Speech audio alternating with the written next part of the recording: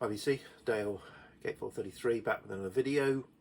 And yeah, despite everything I said in the 10 questions for Richard McCook, this is a finds video, a car boot sale finds video. So yeah, so car boot sales started in February. First couple I got quite a lot of interesting stuff and thought, yep, here we go, it's going to be a great year. And then 5 or 6 weeks of nothing, except for a load of DVDs for some reason, but no records for 5 or 6 weeks. In the last couple of weeks I found a few things, so yeah, so the vagaries of car boot sales. So yeah, I've got 8 things here. None of them cost more than £2, and I've listened to them all, some only once, some more than once, and these are the ones sort of out of stuff that I've got that are relatively interesting. So I'm doing them in order of how I liked them, so from sort of not so sure through to really liked. First up is this one, Reluctant Stereotypes, The Label, from 1980 on a kind of major label, WEA, but yeah, this is their only album.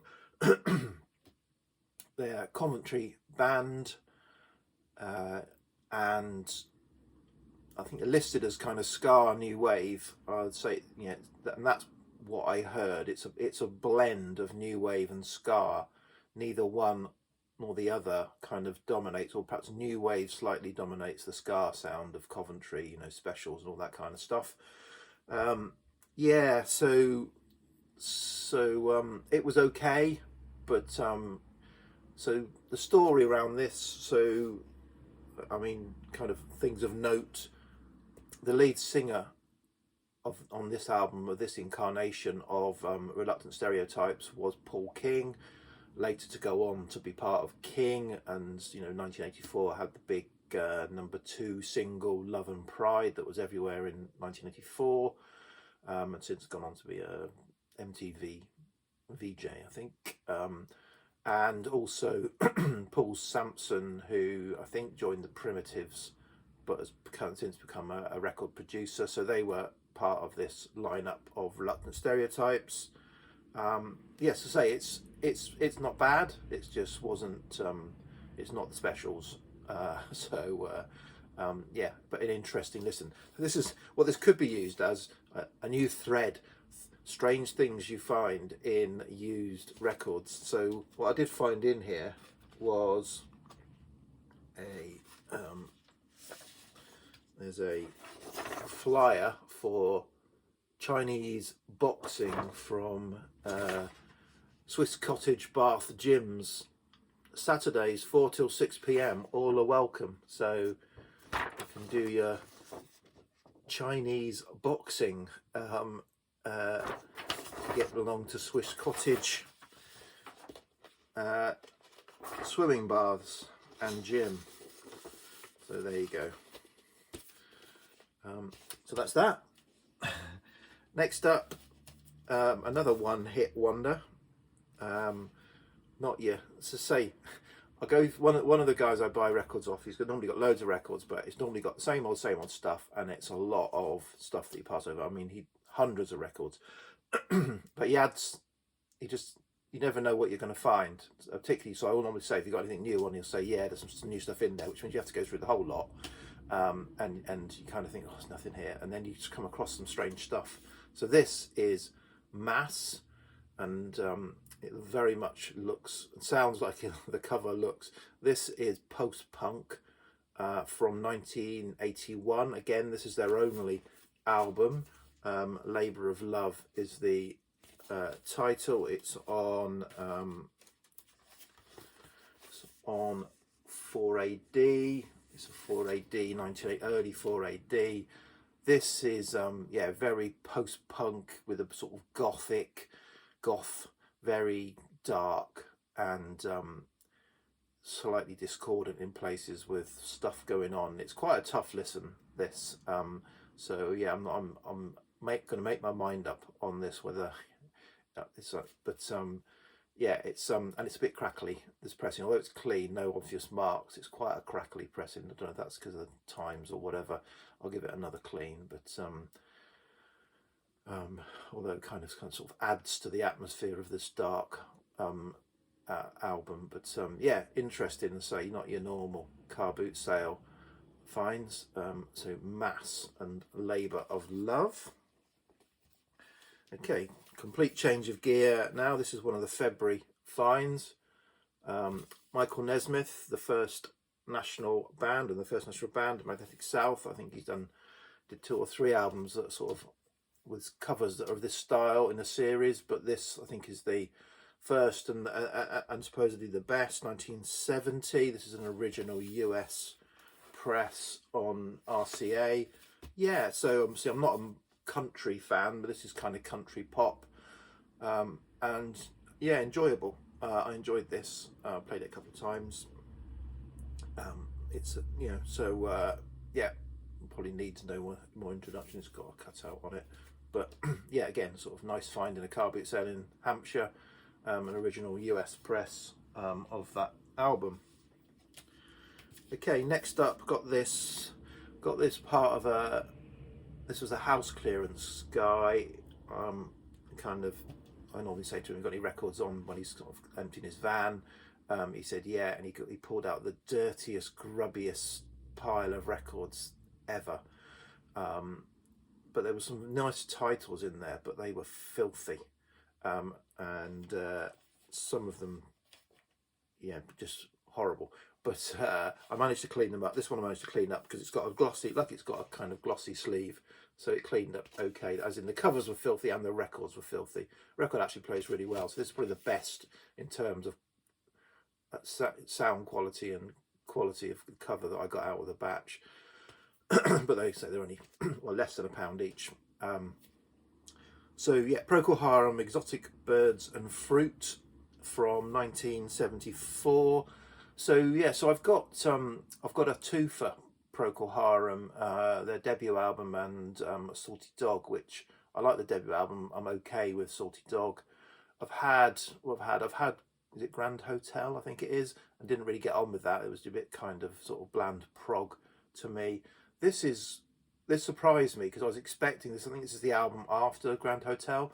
I was expecting to be more of the same, but this rocks harder than that. This is a lot rockier, and actually, so it's more classic rock album than a prog album, I think, or prog rock album. And yeah, I enjoyed this.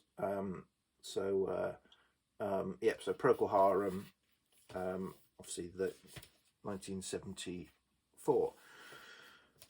Okay, another complete change of gear. Got this a couple of weeks ago. This is jazz, so Caravan, Art Blakey and the Jazz Messengers, an original UK mono press on Riverside. So this originally came out 62 in the US. This is the first UK press from 1964. Cover's really nice. Record's got a few marks on it. I'll always buy early 60s stuff, even if it's got marked up, because I've got a mono switch on my amp, and sometimes it kind of just cuts out a lot of these. There's a lot of these early pressings are bulletproof. This has got a couple of marks on it, a scuff and a scratch. The scratch plays fine, so as I hoped, but the scuff for some reason ticks, which is a little bit annoying. So not hugely, but ticks a bit. But again, for a couple of pounds, a 64 mono jazz album, can't really complain. It's pretty straight ahead jazz, but quite enjoyable. I enjoyed it, so it's a keeper. 3 to go. So again, this is a February find.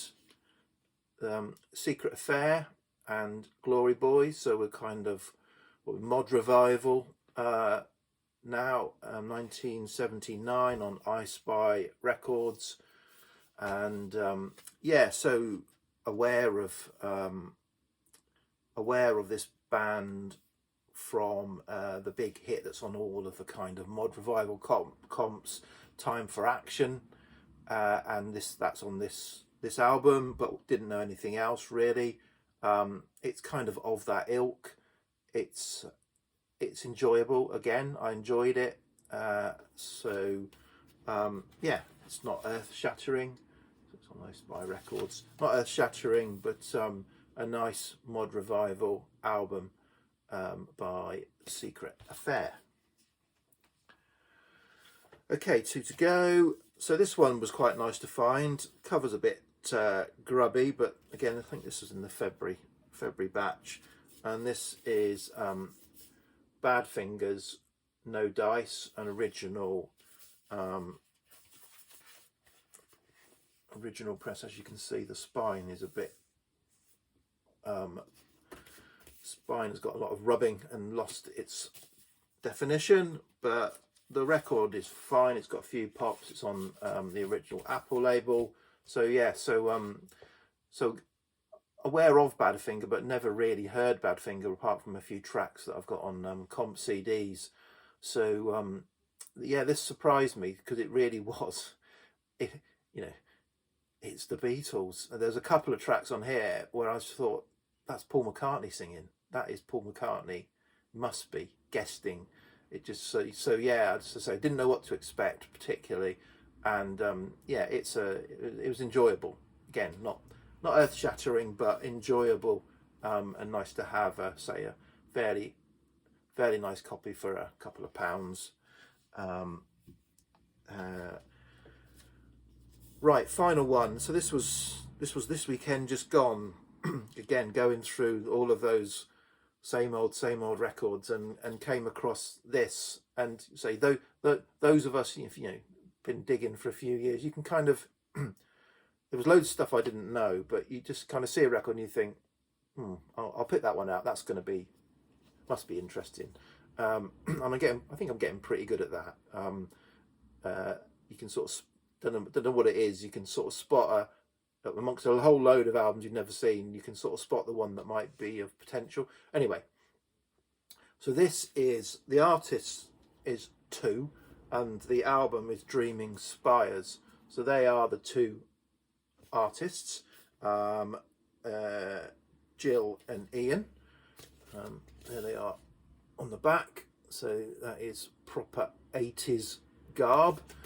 And this is 1983. It's on Future Records. This is FL3 on Future Records, on the Future label, which only put out 3, potentially 4, but I can't see any trace of the 4th. But this 3 albums and some singles. It was an offshoot of No Future label, which was a punk label, which again only existed really for some sort of 81 to 83.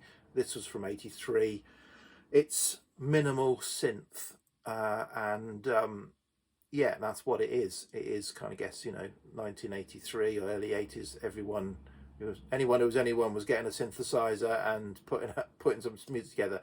It is quite, it is quite minimal. So the record is in not bad shape because it's so minimalist. The first kind of third of the record is a little bit crackly, and that's where there's kind of some really delicate sort of synth stuff going on. It's mostly instrumental, some vocals, mostly instrumental, but yeah, really interesting. So side 1 has got a sort of a number of tracks, and then side 2 is just one long track. And I think Pale Yellow, I was familiar with that again from a sort of 80s synth comp. I already had Pale Yellow, and that's probably the best track on the album. So that whoever did the comp pulled the best track from this album for that compilation. But it's really it's atmospheric, minimal synth, enjoyable, and yeah. So at the moment it's pretty rare. I think there's none listed for sale currently on Discogs. And they go for around sort of 50 odd pounds each. So that's a nice find. It's got a custom inner of sorts, I guess, with 2. So yeah, so that was a nice find, and that'll be a keeper. Seem quite if I give it another clean, hopefully I can clean it up and make it less crackly on the first bit of side A. So yeah, so that's a sort of selection of car boot sale finds. Weather's looking iffy again this weekend coming, so don't know what I'll get, but yeah, Okay, 15 minutes. I'll stop there. So cheers, VC. Bye.